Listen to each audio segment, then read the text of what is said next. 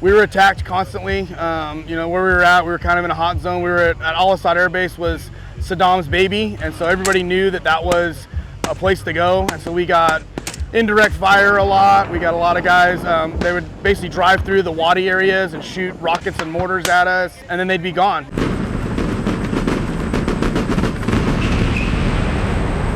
My name is Patrick Quick. I was in the United States Marine Corps for 11 years. I was an air traffic control radar tech, worked on all the radar equipment that the controllers use to control the aircraft.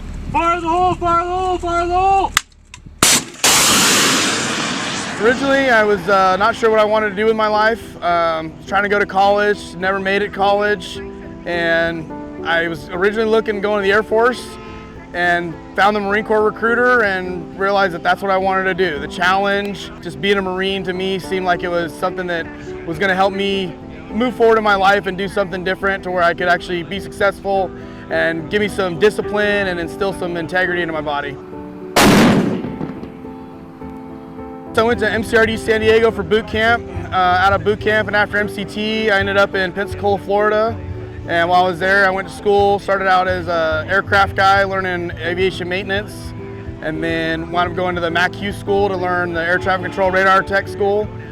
And then once I left there, my first duty station was in North Carolina. And while I was in North Carolina, that was right after 9/11 and all that stuff had happened. And they were working on standing up a team of guys to go out and do some security in Iraq. So I jumped on that opportunity to go and do that. Did my tour in Iraq, spent some time, about 9 months over there, doing gate security, exterior patrols at Asad Air Base.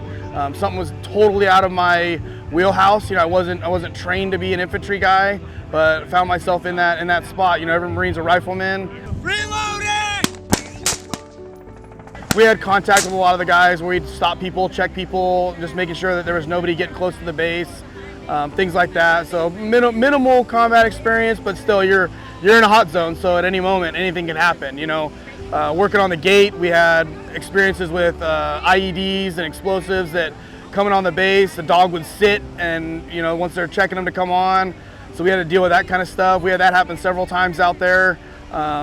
And you know, it's a scary moment, a little butt pucker factor where you know, you don't know what's going to happen, you don't know what's going on. Is there a bomb? Is there not? Is this just the guy was touching something, the dog's sensing some explosive material?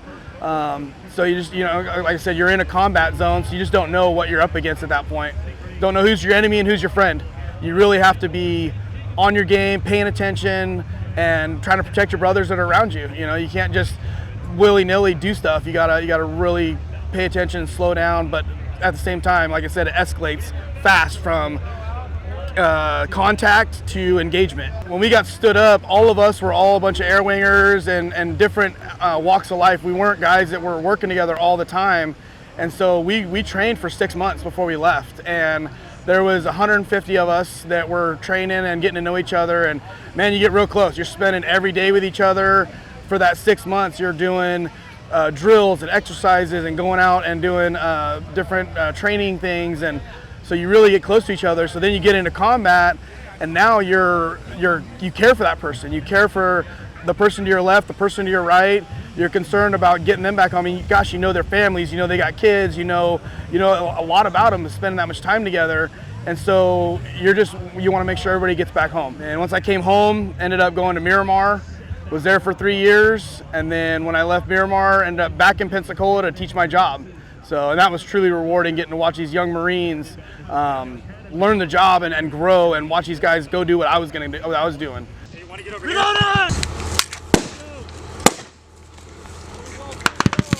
I got out in 2012. I came back home, and out here in California, I'm from Modesto, and there's not a big military presence. You know, we're not a military town.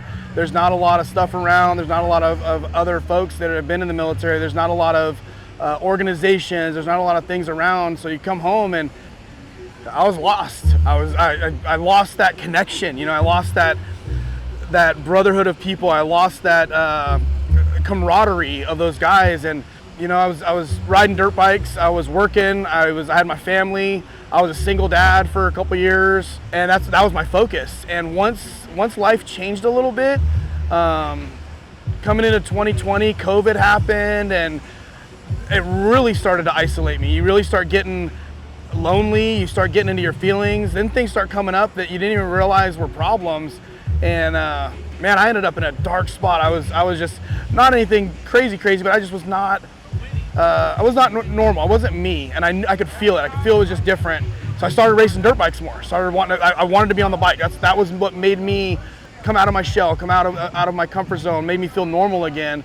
Ironically, I met Peter. He comes up to me at a race. I had a Marine Corps sticker on the back of my truck, and he did a stutter step and comes back and goes, "Hey, you're a Marine?" I was like, "Yeah, you know, what's up, man? What about you?" He's like, "Oh yeah, I'm a Marine too, 7'5", brother."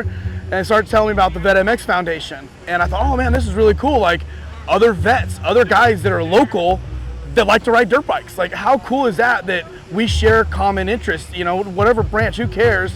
We share common things. We can talk military banter, we can talk moto lingo, we can get out on the track and ride together. Wow, like, how do I get involved? What do I do? And from that point on, now it's been 6 years, man. Peter saved my life, man. It was,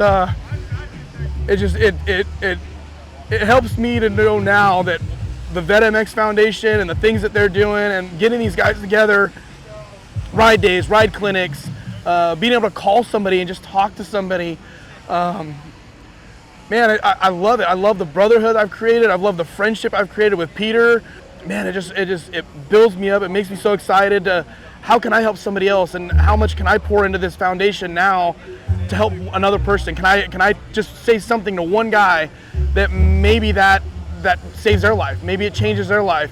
Maybe they're in a spot where they need somebody to just say hi.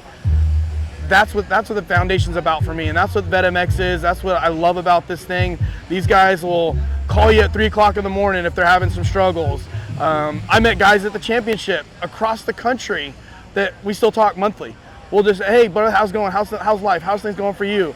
And that connection's come back, and I feel whole again. I feel like I have a purpose in life again, and I'm not just lost wandering through life aimlessly, you know? Let's do this! If you're a vet and you love moto, even if you don't love moto, if you're a vet that's lost and looking for a purpose, looking for a brotherhood, a connection, find us. We're at Hangtown today. We're at every single one of the rounds. We got guys that set up tents at their local races. So if you see a Vet MX tent, go up to somebody, talk to somebody, get plugged in. Like I said, even if you don't ride, we got ride days, we got clinics. Guys are more than willing to let somebody hop on their bike. Maybe it's something you'll find some freedom in that throttle therapy. I mean, when I'm on the bike, everything else goes away. All the troubles, the demons, the struggles, I don't even have to think about it. I'm free on that bike. And those are the kind of people that we want to show. Throttle therapy does things for people. You don't need medication, you don't need drugs, you don't need alcohol, you don't need any of that stuff. Jump on a bike. Just get out there. You don't have to do motocross. Go ride some trails. You don't gotta jump 110-foot jumps like Tomac and all these guys. Get on a trail, ride a bike, and it's so freeing. It just opens up your heart. It opens up everything. You don't have to think about anything else. And then you start loving it and meet friends that you want to hang out with, want to be with. Then you start building up your life even more. And it's such a freeing moment to realize that you can have a purpose outside of the military and have a brotherhood outside of the military to be around you and be there for you at any given moment in time.